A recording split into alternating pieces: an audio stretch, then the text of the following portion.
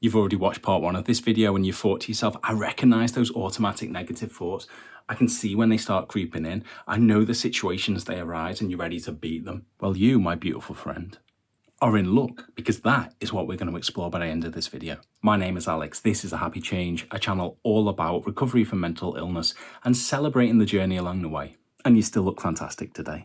So you've overgeneralized. You've had that positivity filter on. You've been stuck in that all or nothing binary thinking. You've personalized to the point that you take responsibility for everything that goes wrong. You've catastrophized and got stuck on that worst case scenario. You've let your feelings become facts. You tried to read everyone's mind and guess what they're thinking. You've predicted so many negative outcomes and set yourself up to fail with should statements. You've magnified the negatives and minimized the positives. And now it's time to change. So firstly, remember that any mindset change takes training. You wouldn't expect to compete with an Olympic swimmer just because you've been to the shops and bought a new pair of Speedos. So this is the kind of cure that actually takes practice. It takes work, but the first step is the most important one. And it's actually the easiest one to get to grips with. And we're going to go through a process of recognize, challenge, interrogate, and identify. So the first one should be straightforward now.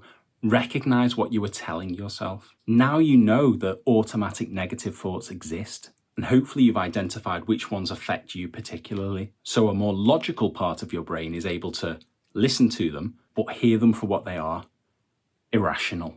Next, we're going to challenge that thought.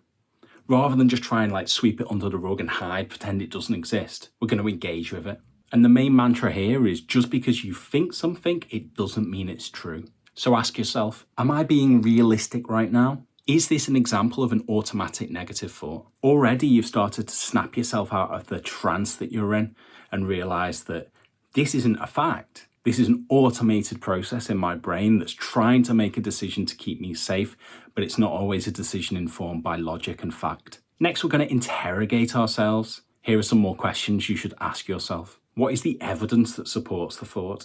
And what is the evidence against the thought? Have I explored all the facts, or am I jumping to conclusions? Am I ignoring the positive evidence to focus on the negative? Are there any other possible explanations? Is there another way I could look at this situation? How would someone else think if they were in this situation? Is it as bad as I'm making out? What's the worst that could happen? How likely is it that the worst will happen? Okay, and if the worst did happen, would it really be that bad?